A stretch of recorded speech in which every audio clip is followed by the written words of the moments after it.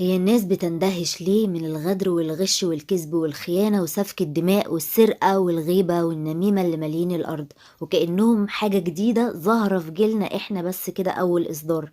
ما هي الدنيا طول عمرها كده من أيام هابيل وقابيل، وهتفضل كده ليوم الدين. الناس اللي بتغم نفسها وتغم اللي حواليها بسبب مشاكل الدنيا اللي بيقابلوها ومنتظرين الدنيا تتصلح وتبقى المدينة الفاضلة، اسمحولي أقول لكم انتم فاهمين الدنيا غلط خالص. الدنيا أصلا لا تزن عند الله بكل جمالها الوهمي ده، لا تزن جناح بعوضة. يعني حاجة حقيرة.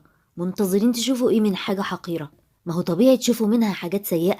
احنا لما بنعدي من جنب كوم نفايات لازم ريحته تطلع علينا، فكذلك الدنيا الحقيرة دي لازم تطلع علينا حقارتها.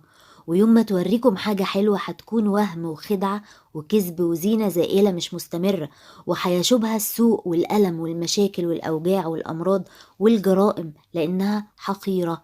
فطبيعي كلنا بلا استثناء بما فينا الأنبياء يصيبنا ألم الدنيا بسبب حقارتها وزخارفها الخداعة. اللي عنده يقين بالله ويقين بالجنة بقى ولا هيأثر فيه أي ألم، لأن أي حزن هيشوفه هيقول لنفسه أوتوماتيك اصبر، احنا مكاننا مش هنا، مكاننا في الجنة. اصبر، ده اللي ظلمك ربنا مش هيسيبه، ده في آخرة لسه ويوم حساب كبير قوي. هو خلاص متبرمج على كده مع أي ابتلاء يقابله صغر أو كبر.